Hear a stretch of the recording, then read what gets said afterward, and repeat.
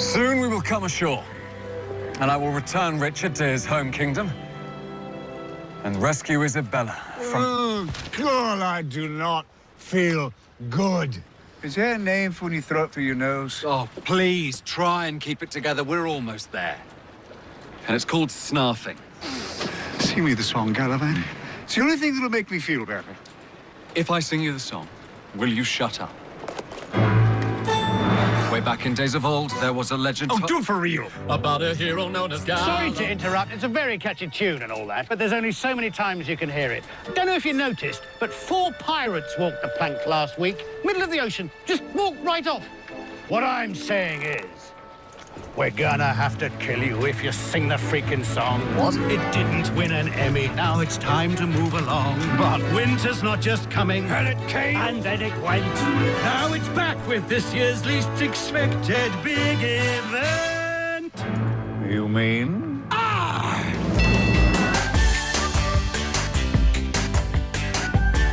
Hi gang, Mike here, and this is what's known as a very special episode. This is the episode where we broadcasted our first podcast on Blog Talk Radio live. And as usual, the first time you do a thing, not everything goes as planned. Frankly, we had some issues with sound quality, connecting up, all kinds of behind-the-scenes stuff. Bottom line is, this one's going to sound a little different than our usual, but no worries. We're still both there, still got geeky things to talk about, so I'm going to turn the proceedings over to Drake and enjoy the podcast. Also, make sure you tune in next week, live at Blog Talk Radio. Just check our Facebook page, and we'll show you the times, give you an alert, or even better, go over to Blog Talk, search for Hava-Geek-Cast, and then hit the follow button, and you'll always know when we're broadcasting live. Because being a geek is all about being honest about what you do and enjoy, and not being afraid to demonstrate satisfaction. It means never having to play it cool about how much you like something. It's basically a license to parody or proudly emote on some childish level. Hey, Drake, can you hear me, man? Now I can hear you loud and clear. Okay, good. Yeah, I had to abandon my PC, man. I had to actually go old school and pick up a phone in order to connect. Interesting. But this is how it works when you're doing a thing for the first time. So no worries on that. We fully expected it just to completely fall apart the second we went live, and that's exactly what happened. And we succeeded. So no worries on that. Let's see. I'm recording the show. Don't know what the sound quality is going to be like for the final product, so this is going to be a strange week for the show. But we're just going to power through it. We've got, let's see, where's my countdown clock? We're looking at about 21 minutes of show left, so we got a few things to talk about. Drake, where were you when I annoyingly barged in? I just talked about Simon Pegg's quote about being a geek and being proud of it. You know, and using it to liberate, where we don't have to hide in the closet anymore. We don't need to, hide our loves and our vices. We just need to embrace them and have them. Yeah, the way I look at it, man, the geeks have inherited the earth, and it's about darn time. Well, and the thing is that also geek is now no longer a derogatory term. A lot of the guys that I went to school with back in my day, and you went to school with back in yours. I'm not saying we're both in different generations, age-wise, but we kind of sort of are. But the bottom line is, all those nerdly guys that we all knew, and even our own little nerd aspects of our own, have come to the fore in this day. So guys like Bill Gates, guys that Zuckerberg fella over on Facebook. Those guys were all, they got bullied and picked on in high school, and they own the damn world now. So I couldn't be happier about it, too. But also, and this is the way I look at it, because my father, who you knew as well, was one who was very always looking at me going, don't say you're a nerd. Don't say you're a geek. Don't let that out. But I take him to a Harley-Davidson store, and where I would at the time make the, geeky squeal for Doom when it rolled out, he'd see a new set of chrome pipes, and he'd make the same noise. So being a geek now is just, hey, what do you love? What do you get excited about? Absolutely. Is it something computers? Is it something vehicles? Is it some program? There's so many reasons to geek out now. and we're finally allowed to. Yeah. And well, a prime example of the power of the geek is a little show called Mythbusters. Mm-hmm. That thing's been on the air for 14 years, although sadly enough, they're just coming into their final season right now. And I don't know about you, but I'm obsessed with the show. And I've seen every single one of their billions and billions of episodes. I've enjoyed every explosion, every hot water heater shot 1,000 feet into the air. And I've never been so simultaneously excited and sad in my life for this last season coming up. As a matter of fact, a little bit earlier this morning, I think last night on Discovery, they aired the season premiere episode, which is just a preview of what's coming up. And this last season is going to be amazing. That's cool.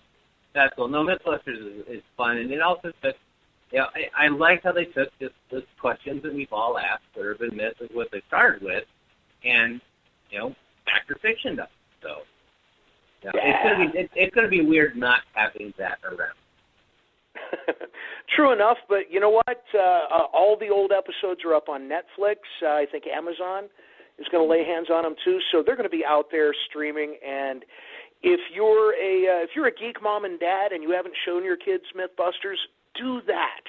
It's going to get them so fired up for science and engineering and everything that goes along with that. It's one of the things that Adam Savage, one of the two hosts of the show, says is it amazes him every time he goes out into public. Everybody from granddads down to 8-year-old boys and girls are coming up to him, telling him how much they love the show and how inspired they are to get into things like science and math because of the fun that Adam and Jamie have on the show. And anything that influences kids to love science, how do you not love that? Exactly. Yeah. So let's see. Moving right along, today's a special occasion, isn't it? Today is a big birthday for all of us that started in geekdom, in the geek world. And that, of course, is Tolkien's birthday. Yeah. J.R.R. Tolkien, the one that rolled it out, the one that started it all. He was the one. Now, how old were you when you read Lord of the Rings?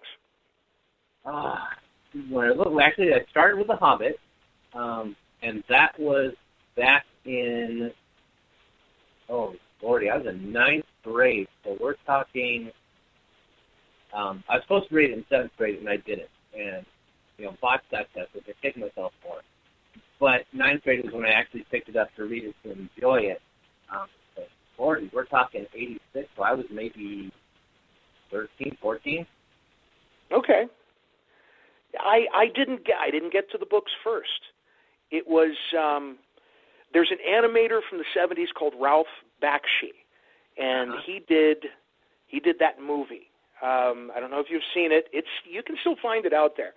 But do you know the one I'm talking about? I know the one exactly you're talking about. Yeah. Yeah, that was my first exposure, and then I went to the books from there. And that turned out to be kind of perfect for me. I was a hardcore sci-fi guy in my teenage years. Star Trek and just everything about space. And really I wasn't into fantasy all that much, but Tolkien was or Tolkien. I honestly don't know how to pronounce it. But that was my window into fantasy. And I just hit that window, flew right through it, and never stopped. Yeah, and that's exactly how it went, too. It was, actually, in World's Greatest Wife, Julie just pointed out to me that it was first published on September 21st, 1937. Man. So that's when he rolled that out. See, and that's one of the cool things about classic fantasy literature is it's timeless. Those stories hold up just as well today as they did when they were first written, which is a great thing. They hold up so good that even when people try to steal and use them and go from them, you always have to refer back to the original. I have no clue what to show you. She's showing me another fact pointing to the screen, and I have no clue what to point. She's pulling up JR facts right and left. But there's a lot of. We'll actually have to dedicate a show to him because I know there's little rumors and myths out there that actually are true about where the Lord of the Rings and the whole series came from. And the one that I loved was that there's two stories. The one about, of course, that he actually did find a ring on the riverbank, and that was what inspired him to do it. But there also is the story that he and C.S. Lewis had a wager going on between them about who could create the most believable fictional fantasy world that the people will get into, and then we end up with Lord of the Rings and, of course, The Lion, the Witch, and the Wardrobe. Right. And I find that great that just two writers going, oh, let's do it, and we end up with a classic like that. Gotcha. Man, we got to move on with the show. Happening locally in Lake Havasu City. Coming up in the next few weeks, it's Balloon Fair. Yes, the Balloon Fest is back up and running in the next couple of weeks, so look to the skies if you're in the Havasu area and you're going to see the Balloon Fest happening. They're going to have their fairground in the middle of the city, in the island, where, of course, we'll be doing the glows and all the fun and events that go down there. But it runs, I believe, a majority of the week because even though they just have the weekend, they're doing test flights, they're doing things like that. So in the sky, pretty soon we're going to be polka dotted, and you're going to see balloons everywhere. My dogs, of course, are going to try to pat them. Good thing they're high in the sky. But it's a fun, enjoyable weekend for the whole family. Pull over, though, if you're driving. Too many times I see people notice the balloons you see scorpions. But it is a good time. Very cool. Now, moving on to the next topic, the Shannara Chronicles. Am I pronouncing that correct? I don't know. That's our expert just nodded her head. Yes, we are saying that's correct. Okay. And I love our expert. Our expert's kind of got a grin on her face. Here's the thing. I've never read this series.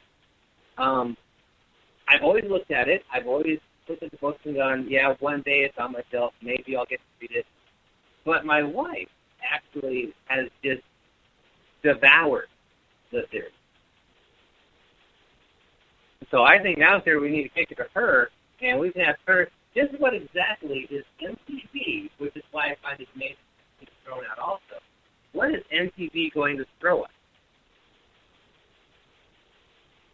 Well, first of all, for those that haven't read the book, it starts with the Sword of Shannara.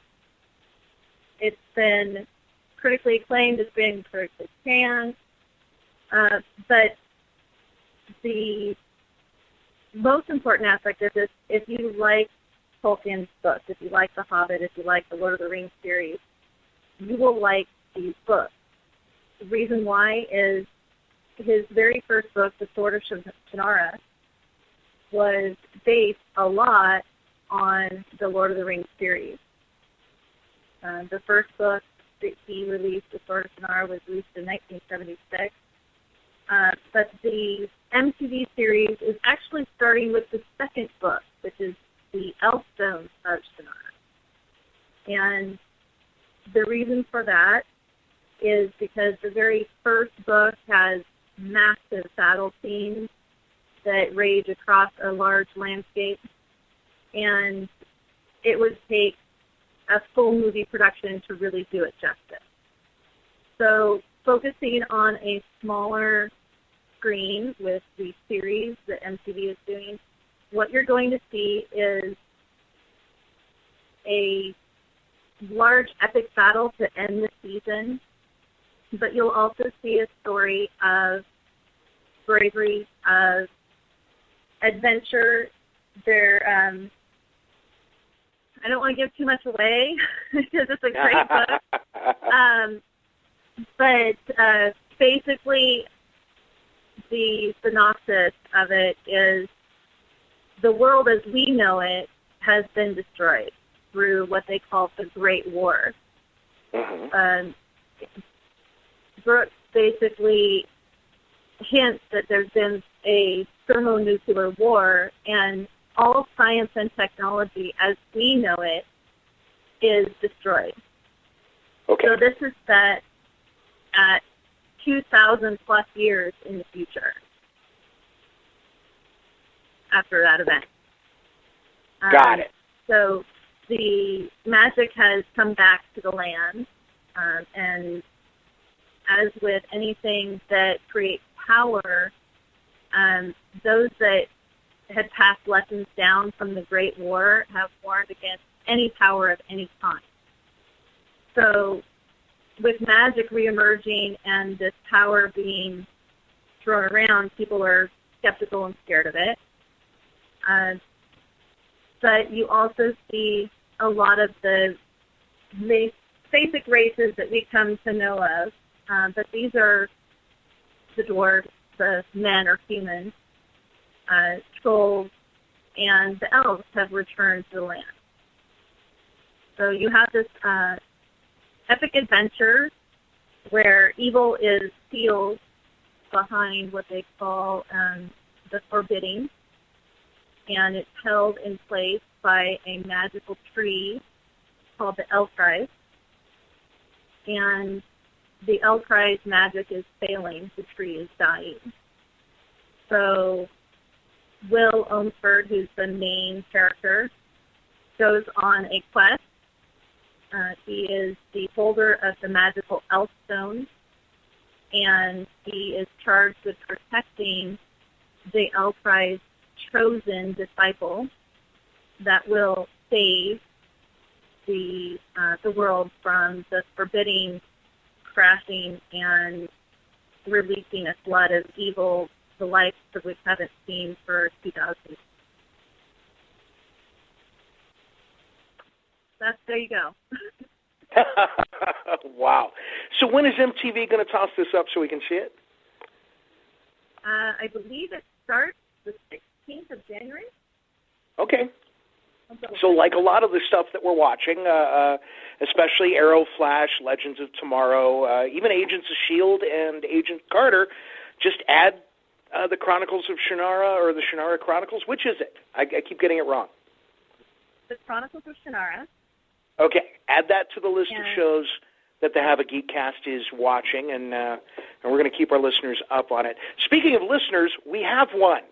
Guest number 789. I'd like to welcome you to the show. Yay, we have a listener. So moving right along, because, guys, we have 6 minutes and 57 seconds to wrap up the show. So I'm going to buzz through some stuff that we have on our list. Gallivant is coming back to TV. Drake, you're a fan, right? I'm a huge fan of Gallivant. I brought everyone that I know into a picking stream. Drake, get closer to the phone, buddy. I love the show. I brought everyone kicking and screaming into Gallivant. Everyone thought I was crazy, but I kept looking and saying, this is the best show ever, and I love it.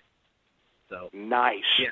So expect that to get added to the list of our shows, and when I say our shows, that's in capital letters. These are the shows that you're going to hear us talk about every damn week, and Gallivant's going to be right at the top of that list. So keep listening to the Hava-Geek-Cast, and we'll tell you more about it as we go along. Agents of S.H.I.E.L.D. kicks back in about a week or two, and things were pretty hardcore when they left off. We're talking portals to alternate worlds. We're talking romantic plots coming together. We're talking good guys turning into bad guys. It's a great show. If you're not watching Agents of S.H.I.E.L.D., pick up Hulu or Netflix or one of the streaming services and get yourself caught up in the next week or so, because you're going to want to be. Agent Carter kicks off their second season. Another show I was completely obsessed with, very, very old school. Peggy Carter moves from New York to Hollywood for this next season. Another show you're going to hear us talk a lot about, just like Flash and Arrow and the upcoming Legends of Tomorrow. We've got some movies to look at between now and the end of March. Drake, give us the rundown for that real fast. The rundown real fast, and these are just the highlights. We've got tons coming up, but these are the highlights. We've got Kung Fu Panda 3, Pride and Prejudice and Zombies, which is based off the classic book The Zombies Thrown In. Oh, yeah. As a Walking Dead fan, I am so on board for that. You'll like it. I've seen the book. It's going to be really good. You've got Deadpool kicking off, which Fox will try to redeem itself. Once again, with a Marvel character. Can they do it, or will they blow it again? Zoolander 2. I love this show. I know a lot of people canned it. It was geeky enough, and Owen Wilson did a good enough job that I was all for it. Zootopia is going to come when the new animated one come out. I know we've seen a couple trailers for it that everyone just dies laughing. So looking forward to that. Divergent returns with the next in the series, Allegiance. And then, of course, in March 25th, we have Batman versus Superman, Dawn of Justice. It's the World's Greatest Wife just pointed to the screen. Turns out that the Shannara Chronicles starts January 5th. Oh, okay. MTV. So that's in a couple days. Yeah, that's going to be Tuesday. So. All right, very cool. Well, we'll give you the rundown on that first episode on the next show. It looks like. Okay, so let's touch base on what folks can look forward to with the Hava-Geek-Cast coming up in 2016.